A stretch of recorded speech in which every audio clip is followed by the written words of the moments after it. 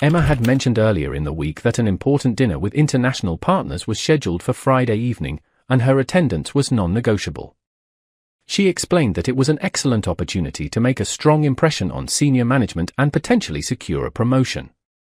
I listened quietly, nodding as she spoke. Emma had always been ambitious, and her dedication to her career was one of the things I respected about her. I had my own plans for the evening, spending a few hours in the garage working on the old motorcycle I'd recently started restoring. As Friday evening approached, Emma spent considerable time in front of the mirror. She carefully selected her outfit, adjusted her makeup, and tried on different accessories. Her dress was elegant, understated yet sophisticated, the kind of attire one would expect at a high-profile business dinner. Before leaving, she showed me the official invitation, as if to underline the formality of the event. I simply nodded and wished her luck. She left around 6 in the evening, and I went down to the garage, toolbox in hand, ready to lose myself in the hum of machinery and the scent of engine oil. Time passed quickly as I worked. The rhythmic sound of metal tools against metal components was oddly soothing. Around 9, my phone buzzed with a notification. Emma had sent me a photo from the restaurant, a beautifully arranged table, gourmet dishes, and a glass of wine gleaming under the soft lights. I smiled slightly and went back to my work, satisfied that she seemed to be enjoying herself. An hour later, I decided to check in. I sent her a quick message asking how things were going. Her reply came a few minutes later. Everything was going smoothly, and the partners were far more personable than she'd expected. Her words felt genuine, and there was no reason to suspect otherwise. I placed my phone aside and continued working on the stubborn bolts of the motorcycle's engine. By 10, something urged me to call her. I don't know if it was intuition or just curiosity, but I dialed her number. Emma picked up almost immediately. Her voice was steady, but there was an edge to it, as if she were distracted by something in the background. I could hear faint music and the low hum of many voices, blending together in a distant murmur. She explained that the negotiations were intense, and she had stepped away to the restroom with some of the girls for a short break. She assured me everything was fine, though her tone felt slightly off, not nervous, but restrained. As we spoke, I caught a glimpse of movement on her video call, the vague silhouette of a man passed briefly in the background. It was too fleeting to make anything of it. After we hung up, I tried to shake off the odd feeling that lingered. I went back to the garage, but my focus had shifted. The nuts and bolts felt more stubborn than before, and I found myself glancing at my phone every few minutes. At around 11, Emma sent me a short video. In it, she was seated at the table, laughing as an attentive waiter presented a dessert platter with an elaborate flourish. Her expression was relaxed, and the scene seemed perfectly normal. The doubts that had been creeping in began to dissipate. If something was wrong, surely it wouldn't look this natural. Shortly after midnight, Emma texted again. She explained that the dinner was dragging on because one of the clients was a wine enthusiast and insisted on discussing every detail of the project over multiple glasses. Her message carried a mix of humor and mild exasperation, and it felt like her usual tone. She promised she wouldn't be too late, but by then, I had already resolved to wait up for her. It was nearly 2:30 in the morning when I heard the car pull into the driveway. I met her at the door. She looked tired but composed, her posture straight and her movements deliberate. There was a faint wine stain on the hem of her dress, which she casually dismissed as the result of a clumsy colleague's mishap. Her hair was slightly tousled, but nothing out of the ordinary for someone who had spent hours at a crowded dinner table. As she walked past me, a faint trace of expensive men's cologne lingered in the air.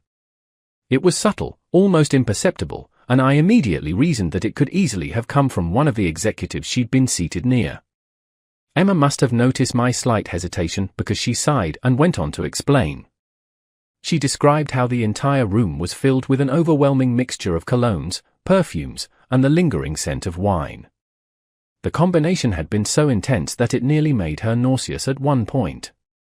To back up her claim, she even showed me a group chat with her female colleagues, where they had been exchanging messages about the most overpowering and unpleasant scents they had encountered during the evening. One text, in particular, joked about a specific cologne being a biohazard in a bottle. I nodded slowly as she spoke, her explanation aligning with her usual candid honesty. Emma recounted the evening briefly, mentioning how one of the senior clients had expressed interest in launching a collaborative project. Her voice was steady, her gaze unwavering. I nodded along as she spoke, not interrupting, not probing for unnecessary details. There was nothing in her demeanor that suggested guilt or dishonesty. The next morning, I woke up earlier than usual and went straight to the kitchen for coffee. Emma was already there, speaking softly into her phone. Her back was to me, and I caught just a fragment of her conversation. "It was nice talking to you last night." Her tone was casual, almost cheerful, but the words stuck with me. When she noticed me, she ended the call quickly, turning to greet me with a warm smile. "Good morning," she said, pouring me a cup of coffee. "How's the motorcycle coming along?" I studied her for a moment before answering.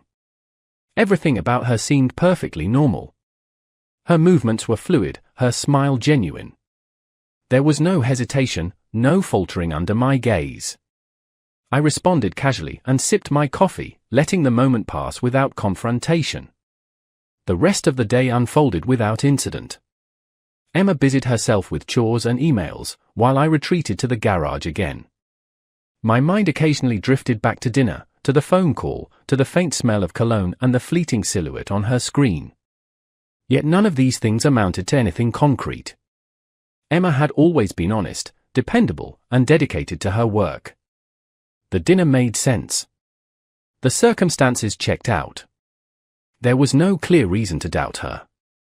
And yet, a faint unease remained, a subtle shadow in the corner of my mind that refused to fade entirely. Emma had mentioned earlier in the week that she was planning to go to a fitness session with her friend after work on Friday.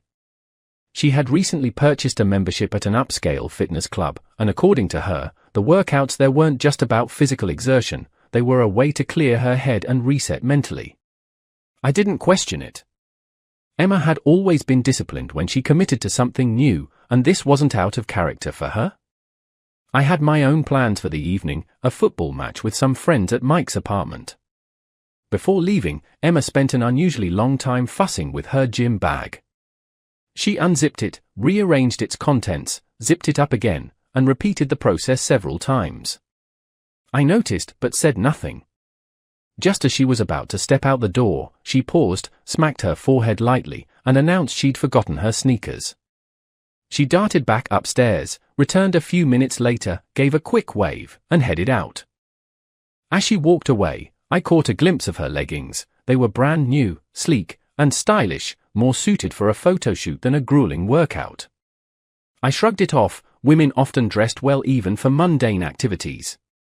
The match started, and I got absorbed in the game, surrounded by laughter, beer bottles, and the loud commentary from the TV.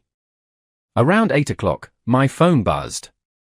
It was a message from Emma, a photo from the gym locker room. The picture showed a row of lockers, a bench, a plastic water bottle, and her reflection faintly visible in the mirror. The accompanying text was brief, something about a tough run on the treadmill and feeling exhausted. I replied with a simple okay, and returned to the match. An hour or so later, during halftime, I felt the urge to check in again. I called her. She picked up immediately, her voice steady but low, as if she was trying not to be overheard. In the background, I could hear faint voices, but no music or the typical sounds of a busy gym, no clanking weights, no whirring of treadmill belts. She explained that she was in the far locker room, where it was always quieter. She added that she had just finished her workout and was about to hit the showers. The explanation made sense, yet something about the ambience on the other end of the line didn't quite match what I expected. By midnight, Emma walked through the front door. She was wearing the same workout outfit she had left in, but it looked nearly pristine, no visible sweat stains, no signs of exertion. Her hair was neatly tied back, and her face was fresh, not flushed or tired. She walked into the kitchen, grabbed a bottle of water from the fridge, and sat down at the table. I followed and sat across from her. "How was the workout?" I asked casually. She smiled, took a sip of water, and started recounting her evening. She talked about the treadmill, the different workout sets, and how her friend Sarah had pushed her to keep going when she wanted to stop. Her words flowed easily, and there were no awkward pauses or hesitations. But as she spoke, my eyes wandered to the gym bag sitting by her feet. It looked unusually light for a bag supposedly stuffed with sweaty clothes, towels, and gym essentials. The zipper on the bag was slightly open, and I could see a glimpse of what was inside: clean, neatly folded leggings and a spare top. My brow furrowed slightly. "Your bag seems pretty light," I said casually, trying to keep my tone neutral. Emma didn't miss a beat. "I forgot my towel in the gym's drying room," she said confidently. "That's probably why it feels lighter."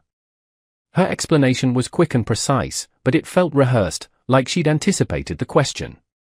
Before I could say anything else, she pulled out her phone and showed me a short video. In it, she was sitting on a bench in what was clearly a gym locker room. She was laughing, slightly disheveled, and taking a sip from her water bottle. Behind her, rows of lockers and gym bags were visible. The person filming, presumably Sarah, was off camera but could be heard joking about Emma's exhausted face. The video was convincing. If it was staged, it was well done. I nodded and leaned back in my chair. Emma didn't stop there. She dialed Sarah right in front of me, put the phone on speaker, and waited. Sarah answered almost immediately, her voice bright and casual. "Hey, Sarah," Emma said. "Alex was just asking about our workout earlier." "Oh, yeah," Sarah responded enthusiastically. "Emma killed it tonight. We were both dying by the end of it. Honestly, I don't know how we even made it through the last set." The conversation was short, light-hearted, and didn't sound forced. When the call ended, Emma put down her phone and looked at me with a small smile. "See? Just a normal gym night," she said lightly. I nodded again, leaning back in my chair. Her story checked out. There were no visible cracks in her narrative, no mismatched details.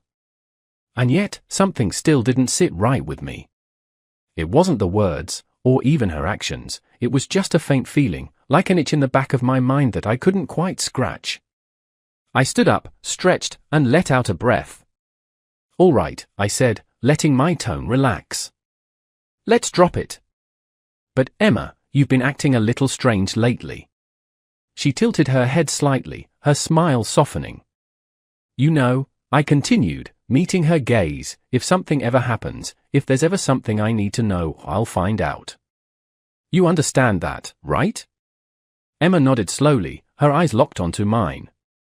"I understand," she said softly. "Don't worry. Everything's fine." Her words were calm, her demeanor steady. But as I turned away and walked back to the living room, that faint unease lingered.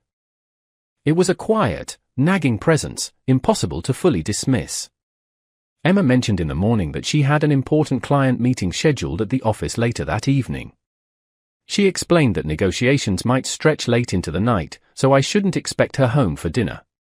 I nodded absent-mindedly, my eyes glued to the spreadsheet on my laptop. I was buried in my own project deadlines and didn't give much thought to her plans. Emma had always been professional and dedicated when it came to her work, and late meetings weren't unusual for her. As evening approached, around 7, Emma sent me a photo of the conference room. The image showed a long, polished table, a glass of water, an open laptop, and rows of empty chairs. Her accompanying message was brief: "The client is running late, but I'm already here. We'll start any minute now." It seemed normal, routine even. I sent back a short "okay" and turned my attention back to my work. Hours passed, and the silence in the apartment felt heavier as the night wore on. At around 10 o'clock, I leaned back in my chair and decided to call her. She answered almost immediately, her voice low and steady. In the background, faint voices could be heard, but there was no distinctive noise one might associate with a busy office negotiation, no overlapping chatter, no clinking glasses, no rustle of papers. Emma explained that she was sitting in the corner of the conference room, keeping her voice down while the client wrapped up his remarks. She sounded calm, almost rehearsed, but I didn't push further. I simply said, "Understood," and ended the call. Just before midnight, Emma texted again, "Finally done. Heading home now." An hour later, the sound of her keys in the front door lock broke the stillness of the night. She stepped inside confidently, dropped her handbag near the entrance, and walked straight to the kitchen. I was already there, sipping on a cup of tea. She looked composed, her hair still neatly styled, her makeup flawless, her white blouse crisp and nearly wrinkle-free. The only anomaly was a small stain on the cuff of her blazer, but it was so faint that I barely registered it. "How did it go?" I asked, keeping my eyes on my cup. Emma launched into a detailed summary of the evening. She described how the client had been unusually meticulous about the terms of the contract, how the back-and-forth discussions had dragged on until the office was nearly empty. Her tone was smooth, her words precise. There were no gaps, no stumbles. Yet, as she spoke, my eyes drifted to her handbag by the door. It looked oddly light for a bag that was supposedly carrying documents and possibly a laptop.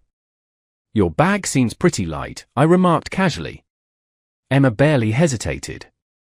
"I left the documents at the office," she said. "It was late, and I didn't want to carry everything back home.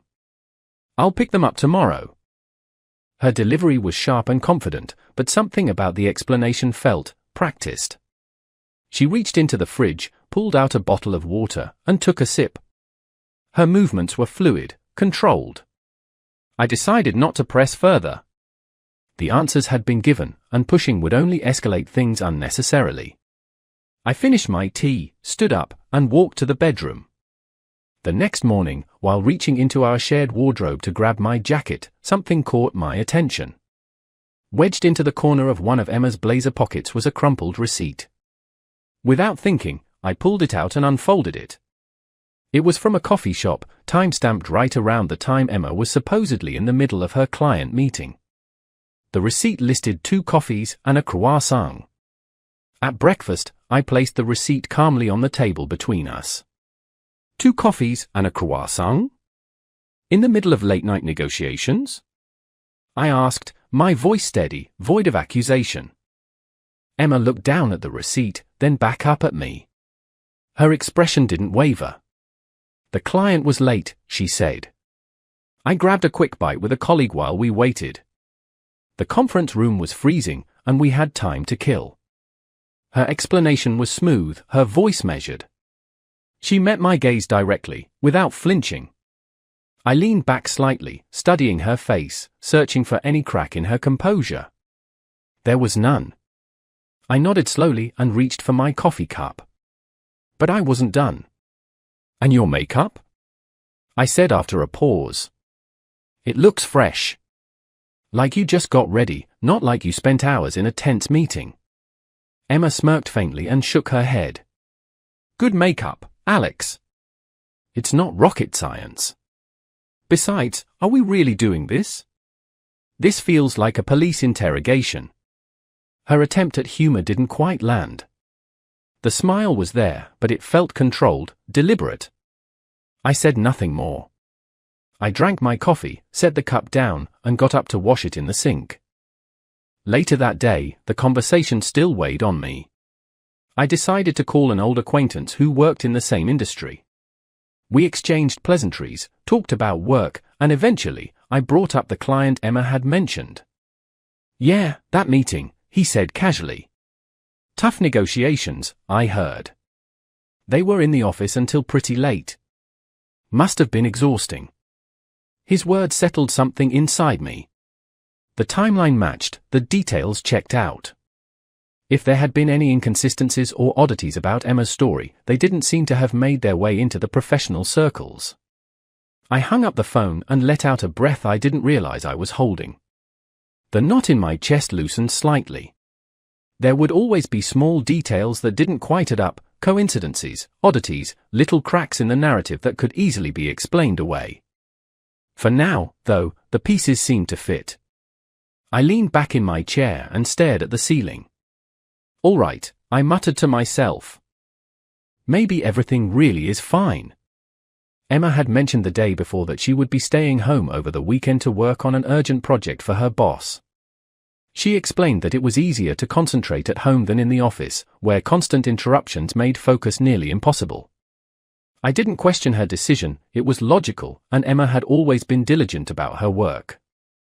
Early on Saturday morning, my father and I packed up the truck with fishing gear and set out for our 2-day trip.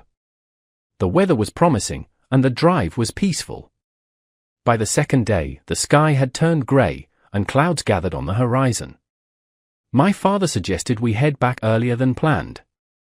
The fish had been biting well, and there was no point in risking getting caught in heavy rain. I agreed, and by late afternoon, we were pulling into the driveway. My father decided to stay behind with the gear, sorting and cleaning it, while I headed upstairs to our apartment. The moment I opened the door, I could hear the faint sound of a knife against a cutting board. Emma was in the kitchen, chopping vegetables. She flinched slightly at the sound of the door unlocking, but quickly turned around with a smile. "Oh, you're early." "How was the fishing trip?" she asked, her tone light and casual. "It was good," I replied, taking off my jacket and glancing at her briefly.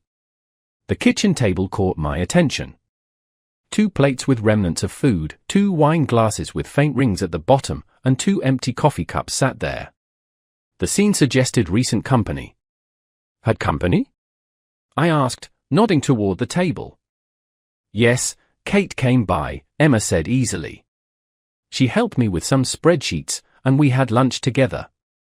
Her explanation was smooth, her tone even. It made sense. Kate was one of her close friends and often helped Emma with work-related tasks.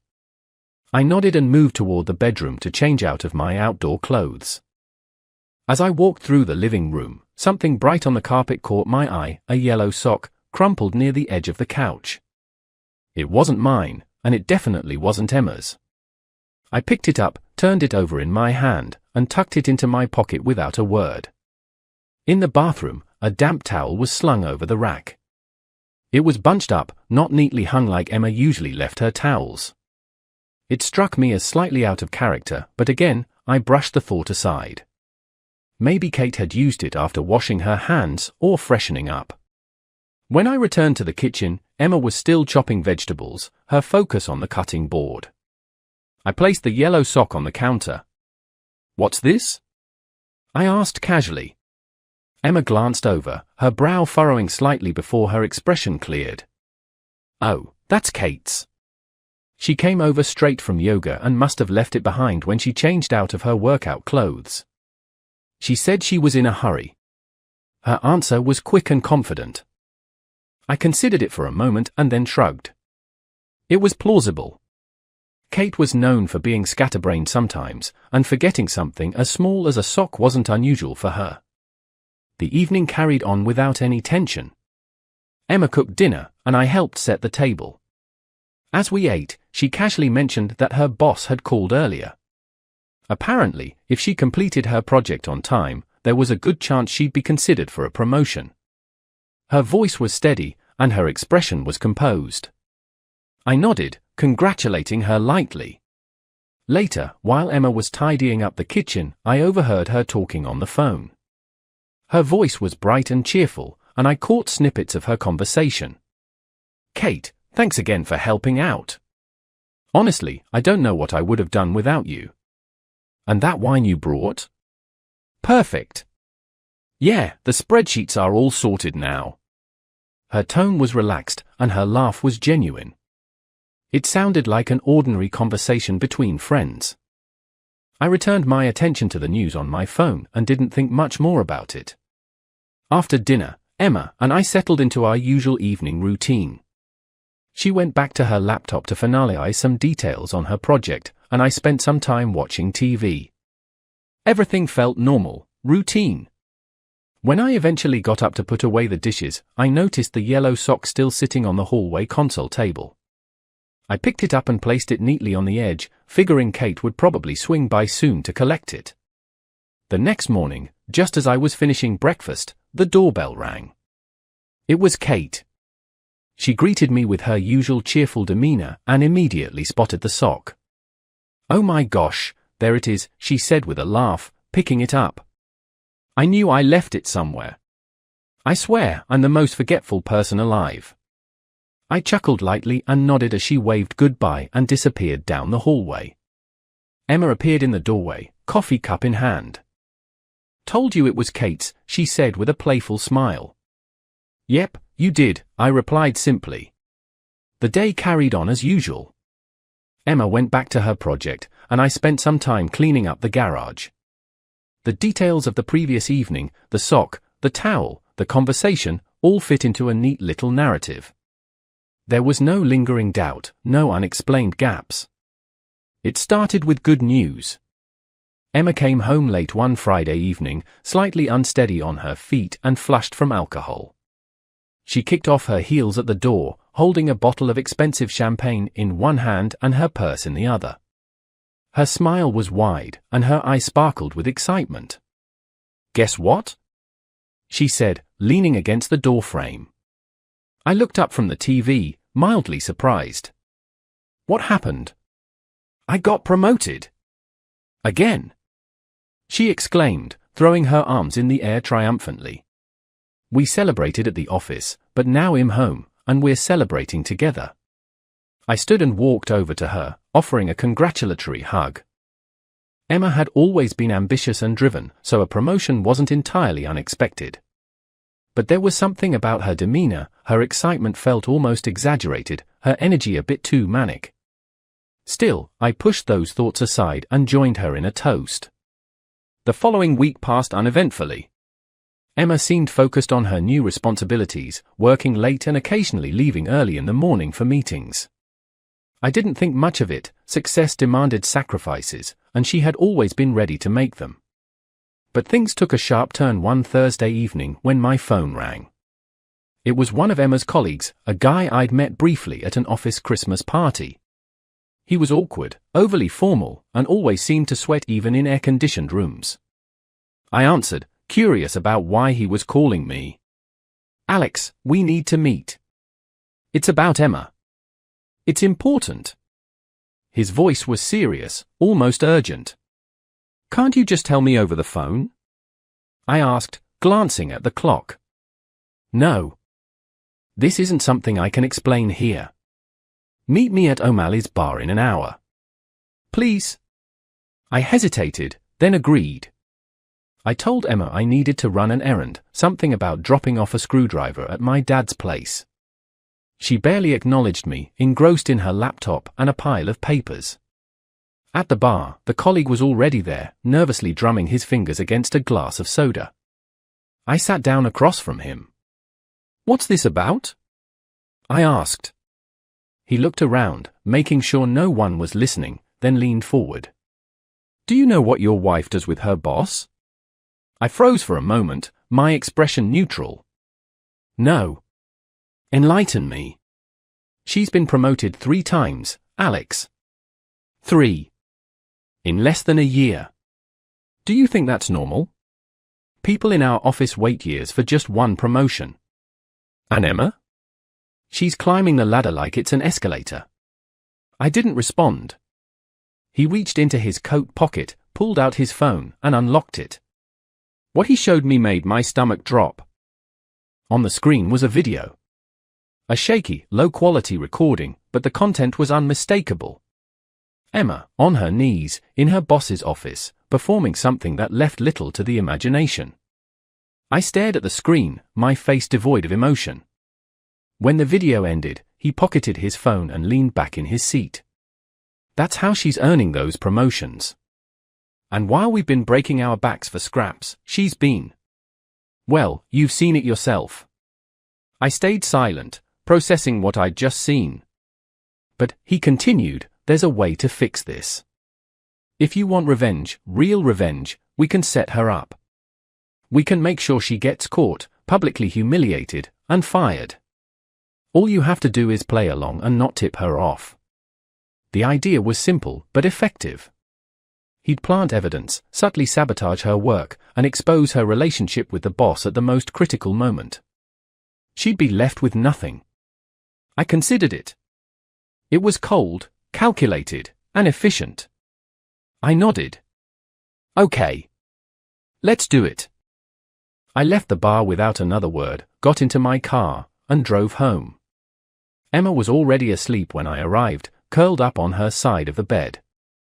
I stood in the doorway for a moment, studying her face, the face I thought I knew so well. Carefully, I walked over to her nightstand and picked up her phone. It was locked, but I knew her passcode. Emma had always been predictable in that way. I navigated through her apps until I found one I didn't recognize, an encrypted messaging platform. Inside, there was a hidden chat. What I read confirmed everything. Emma and her boss had been meticulously planning every detail. The fake dinner with clients, the staged gym visit, even the conveniently forgotten yellow sock, all of it had been orchestrated. They mocked me openly, congratulating each other on how easily I had accepted their excuses. That first fake dinner was genius. He didn't question a thing. The gym alibi was risky, but Sarah played her part perfectly. The sock almost blew it, but quick thinking saved us. Message after message, their arrogance was palpable. They were so sure of themselves, so confident that I'd never catch on. I took screenshots of everything, every message, every detail, every piece of evidence, and transferred them to my phone. Then I placed Emma's phone back exactly where I'd found it. I walked out of the bedroom and into the living room, sitting down on the couch in the dark. My phone buzzed as the screenshots finished transferring. There was nothing left to do now but wait. Emma had built this web herself, thread by thread, and soon enough, she'd be trapped in it. Revenge didn't need to be rushed. It would unfold naturally, step by step. All I had to do was let it happen. It started slowly, almost imperceptibly. The cracks in Emma's professional image appeared as faint hairline fractures, but they spread rapidly. The first incident involved critical project files disappearing from the company server just days before a major presentation. Emma was responsible for overseeing the project, and despite her claims of not knowing how it happened, the damage was done. Her team managed to recover the files, but it was too late. The client had already been informed of the delay, and trust was shaken. Whispers circulated in the office halls, casual mentions of incompetence and carelessness. Some even hinted at sabotage. Next came the financial reports. The budget for a high-profile corporate event was suddenly under scrutiny. Numbers didn't add up, and discrepancies appeared in the expenditure columns. Emma's name was all over those documents, stamped and signed. Meetings were held, questions were asked, and the insinuations became sharper. Some colleagues raised their eyebrows, suggesting that perhaps the discrepancies weren't accidental. Emma defended herself, presented emails and spreadsheets, but the seed of doubt had been planted, and it was spreading. An anonymous email landed in the HR inbox a few days later. It contained a collection of screenshots, fabricated messages, doctored images, and cherry-picked phrases from Emma's actual conversations, twisted out of context. The materials painted a damning picture: an employee overstepping boundaries, potentially engaging in unethical behavior. HR launched an internal investigation. Emma was summoned for questioning multiple times, each meeting stripping away another layer of her confidence. The tension in the office became unbearable for her. Colleagues who had once been warm and friendly were now distant, their greetings reduced to curt nods or murmured pleasantries. Gossip spread like wildfire, and Emma found herself increasingly isolated. Every glance felt loaded with judgment, every interaction hollow and insincere. Then came the sabotage of a critical project. Emails with vital instructions were sent to contractors, but the data was intentionally incorrect. Timelines were missed, resources were wasted, and the end product was riddled with errors. As the project leader, Emma bore the brunt of the backlash. The higher-ups were furious. Meetings turned into interrogations, and Emma's explanations fell on deaf ears. Her team members turned against her, subtly distancing themselves from the fallout. The murmurs grew louder, and the narrative took on a life of its own. Emma was reckless, inattentive, and ultimately unfit for her position. The weight of responsibility became suffocating, and yet, every time she tried to defend herself, the evidence seemed to pile higher against her. The final blow came in the form of a manufactured email thread. Someone had created a fake account under Emma's name and initiated a series of incriminating messages with her boss. The content was suggestive, inappropriate, and impossible to explain away. During a company-wide meeting, the thread was displayed on a large screen, a damning visual for everyone in attendance. Emma's face turned pale as she realized the trap had closed completely. After the meeting, she was summoned to the executive office. The conversation was brief. Her resignation was presented as the only viable option, though the tone left little room for it to feel voluntary.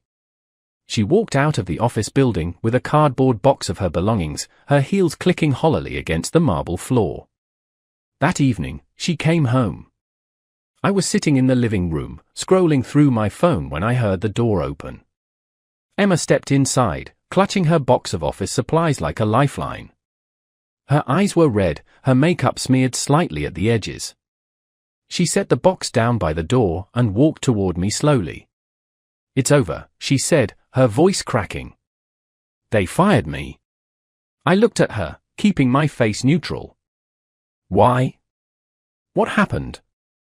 "They think I did all of it," she whispered, sinking onto the couch beside me. "The files, the finances, the emails. They think I sabotaged everything on purpose. But I didn't, Alex. I swear I didn't. Things just happened. One after another, like dominoes falling." Her hands were trembling, and tears welled up in her eyes. She buried her face in her hands and let out a quiet sob. I reached out, placed a hand on her shoulder, and gave it a gentle squeeze. "It's going to be okay," I said softly. "You'll figure it out." She looked up at me, her expression desperate, searching for reassurance. "Do you believe me?" I held her gaze for a moment before nodding slightly. "Of course." But inside, beneath the calm exterior, I felt something else entirely, a cold satisfaction, a sense of grim fulfillment. This was justice served cold, a plan unfolding exactly as intended. She continued to speak, her words disjointed and her thoughts scattered. She blamed office politics, jealous colleagues, even sheer bad luck. But nowhere in her ramblings was there even a hint of self-awareness or accountability. Later that night, Emma retreated to the bedroom early. She was emotionally drained, her spirit broken by the relentless series of blows she'd endured. I sat alone in the living room, staring at the flickering television screen, the light casting sharp shadows across the walls. In my mind, I replayed every step, the fake emails, the missing documents, the planted evidence. It had all been so perfectly executed. Every move, every detail, every subtle manipulation had led to this inevitable conclusion. As the night stretched on, I allowed myself a brief smirk. Emma had built her career on deception, on playing a game she thought she could win. But in the end, the house of cards had collapsed, and all that remained was the fallout. She had no idea that I had been aware all along. That I had been part of it. That her downfall had been carefully orchestrated, not by fate or coincidence, but by calculated hands. I stood up, stretched, and walked toward the bedroom. Emma was asleep, her breathing steady and even. I watched her for a moment before turning off the lights. This wasn't the end. Not yet. But the stage was set, and the final act was approaching. As I lay down beside her, one thought echoed in my mind: this is far from over. I had made up my mind. Divorce was no longer just a distant thought, it was a carefully crafted plan in motion. Emma had no idea, and that was exactly how I wanted it. Every step was calculated, every decision weighed. I didn't allow myself to waver. Over the course of weeks, I started making arrangements in secret. Every time I said I was meeting a friend, running errands, or staying late at work, I was actually meeting with my lawyer. A sharp, no-nonsense professional who specialized in clean, efficient breakups. Together, we drafted the necessary paperwork, discussed asset division, and strategized how to minimize any legal hurdles. I began to gather evidence, screenshots, emails, messages, every piece of the puzzle that painted the full picture of Emma's betrayal. I kept everything stored securely, organized, and ready to present if needed. There was no room for emotion, no space for doubt. I had learned my lesson. Hesitation only created vulnerability. Emma was sharp, manipulative even, and if she suspected anything, she would try to control the narrative. I couldn't allow that.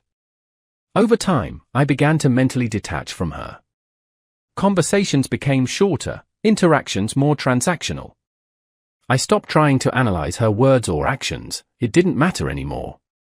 My goal was clear: to walk away cleanly and without unnecessary drama. I didn't want explanations, justifications, or emotional breakdowns. I wanted finality.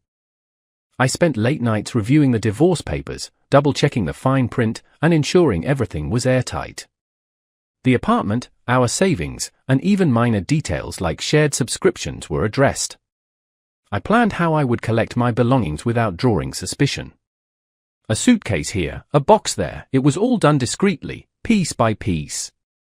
The final act came on an evening when Emma had plans to visit a friend. She had been complaining about work and the fallout from her firing, and I encouraged her to take the night off, to relax. She left the apartment with a tired smile, and the moment the door closed behind her, I sprang into action. I packed my suitcase methodically, folding clothes with precision, ensuring I didn't leave anything behind that mattered. Important documents, passport, bank statements, and insurance papers were placed carefully in my bag. My laptop, hard drives, and any other personal items of value went next. I moved silently, aware of every sound in the quiet apartment. Before leaving, I wrote a letter. It was short, direct, and devoid of any ambiguity. I placed it neatly on the kitchen table, weighed down by a thick envelope containing the signed divorce papers. The letter read, "I knew everything. Every excuse, every glance, every story you spun. You thought you were careful, but you underestimated me. The divorce is already filed, and nothing you say or do can change that. I won't be here to listen to explanations or apologies. Live your life however you want. Just know this: I was behind your downfall.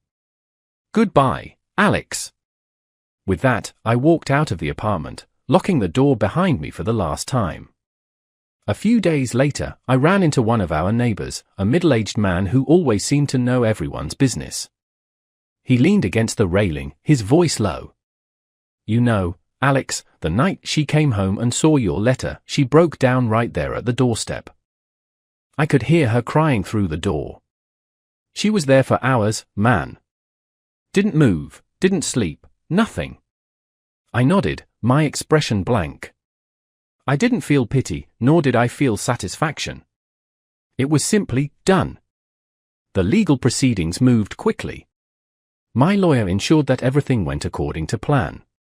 Emma didn't have much ground to stand on legally, especially with the evidence I had provided. There were no emotional scenes in courtrooms, no drawn-out battles. Everything was handled through paperwork and signatures. By the end of it, the chapter was closed. Emma tried to reach me several times in the weeks that followed. Calls, texts, and even emails. At first, they were angry, accusatory, even. Then they softened, turned into long-winded apologies and attempts to explain herself. I didn't read most of them. I had no interest in reopening that door. Months passed, and my life started to regain clarity. I moved into a new apartment, larger, brighter, and without the shadows of my previous life haunting the corners. I focused on work, poured my energy into building something meaningful. On weekends, I spent hours in the garage, working on my motorcycle, finding solace in the hum of the engine and the feel of tools in my hands. Friends came and went, and I even began meeting new people. There was no rush to jump into anything serious, no desperation to fill the void. For the first time in years, I felt like I was in control of my own life. Emma, on the other hand, struggled. Rumors of her dismissal had spread through her professional network, making it difficult for her to find stable employment. Relationships she tried to form seemed to fall apart just as quickly as they began. Her charm and quick wit couldn't mask the cracks beneath the surface. Every so often, I would receive another message from her, long paragraphs filled with regret, explanations, and pleas for forgiveness. But my resolve never wavered. I had made peace with my decisions, and there was no turning back. Sometimes I wondered if Emma truly understood the extent of what had happened, if she recognized how every decision she made had led her to this point. But those thoughts were fleeting. I didn't let them linger. I had built a new life, brick by brick, and it was solid. Stable. Emma was nothing more than a chapter one had finished reading, a cautionary tale, perhaps, but nothing more. No matter how many messages she sent, how many calls she made, I never responded. The silence was my final word, and it spoke louder than anything I could have said.